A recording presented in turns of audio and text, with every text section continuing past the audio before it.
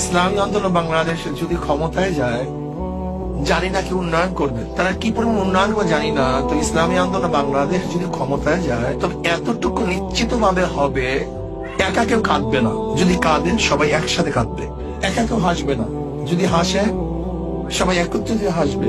শুধু একা কেউ সুখ করবে না, যদি কেউ সুখ করে সবাই সম্মিলিত ভাবে সুখ করবে। একা কেউ দুঃখিত হবে না, যদি দুঃখিত হয় সবাই সম্মিলিত ভাবে।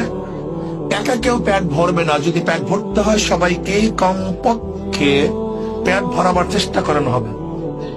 গৃহহীন একা কেউ থাকবে না, গৃহহীন থাকবে তো সবাই গৃহহীন থাকবে।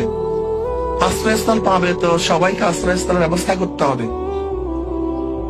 কেউ তো হাজারো কোটি টাকার বস্ত্র পরিধান করবে আর কেউ উলঙ্গ অবস্থায় রাস্তায় হাঁটবে, এটা হবে না। বরং সবাই বস্ত্র পরিধানের ইনশাআল্লাহ একটা ব্যবস্থা হয়ে যাবে। কেউ তো আমেরিকা ইউরোপ গিয়ে চিকিৎসা করবে আর কেউ রাস্তায় ধুকে ধুকে চিকিৎসাহীন মরবে, এরকম হবে না।